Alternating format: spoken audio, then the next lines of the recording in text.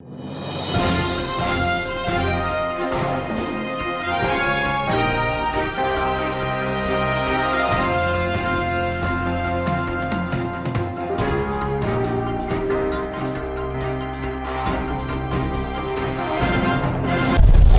le 6e numéro de la rubrique Lubumbashi Hebdo qui va reprendre les activités qui ont été réalisées par le maire de la ville de Lubumbashi la semaine allant du 26 mars au 1er avril 2023.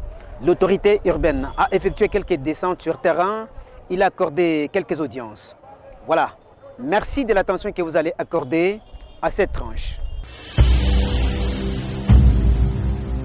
Dimanche 26 mars 2023, l'autorité urbaine Martin Kazembe Choula, très engagé dans la lutte contre l'insalubrité, effectue une descente au tunnel séparant les communes de Lubumbashi et celles de Kampemba.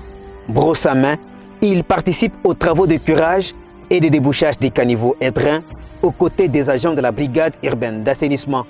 Il est félicité par la population qui témoigne sur les changements constatés ces derniers temps dans le cadre de la salubrité à Lubumbashi. Après le tunnel, les patrons de la ville se dirigent au niveau du pont Chondo pour constater la pollution des eaux de la rivière Lubumbashi par des milliers de bouteilles plastiques flottants et empêchant la circulation normale de l'eau dans son lit. Il fait appel à ses services pour envisager le curage et l'évacuation de tous ces déchets. Le même dimanche, le maire compatissant Martin Kazembe Choula apprend sur le champ la découverte de 5 corps sur le canal Naviundu qui sépare le quartier Chine au quartier Kilobé-Lobé.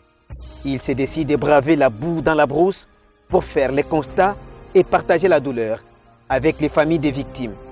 Le parquet autorise la levée des corps en attendant les enquêtes et le numéro 1 des Louchois prend en charge l'organisation des obsèques. Mardi 28 mars 2023, le premier citoyen louchois invite à son cabinet de travail le responsable des associations d'encadrement des chauffeurs, MIC et ASECO. Ils sont tous interpellés concernant l'insalubrité dans les parkings. Ils promettent toutefois d'accompagner le maire Martin Kazembe Choula dans sa lutte à travers l'opération Bucha Funimalari. Mercredi 29 mars 2023, l'autorité urbaine reçoit l'appui de la société Radco RDC, des brouettes, des pioches, des râteaux, des gants et des gilets réflecteurs. Voilà l'apport de Radco aux efforts fournis par les patrons de la ville de Lubumbashi dans les cadres d'assainissement. Immédiatement après, Martin Kazembe Choula reçoit la délégation de Kikoko, une association réunissant tous les ressortissants du territoire de Kasenga, la contrée natale du maire. Cette délégation conduite par le président Kiakuyamba Vincent Despaul félicite et encourage Martin Kazembe pour le travail des titans abattus dans un laps de temps dans les domaines de la salubrité.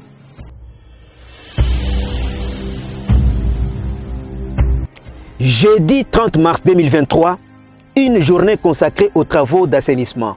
Martin Kazembe Choula et Joyce Tunda Kazadi, respectivement maire et maire adjointe, tiennent à rendre salubre la ville qui préfère.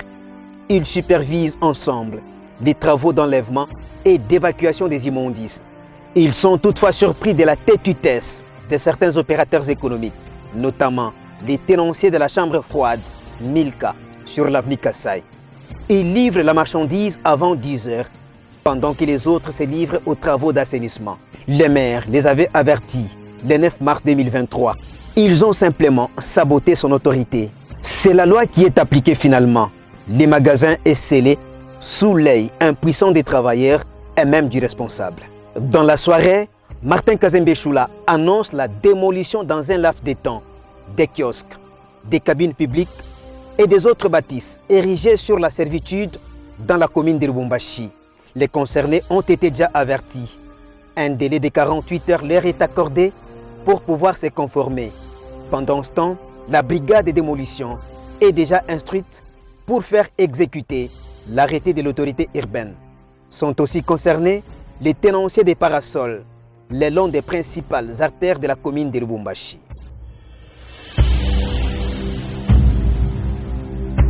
C'était la rubrique Lubumbashi Hebdo, mesdames et messieurs. Vous pouvez retrouver ces numéros sur notre chaîne YouTube Congo 243, soit vous les retrouvez sur notre site web www.villedelubumbashi.gouv.cd. Merci à vous tous de l'avoir suivi.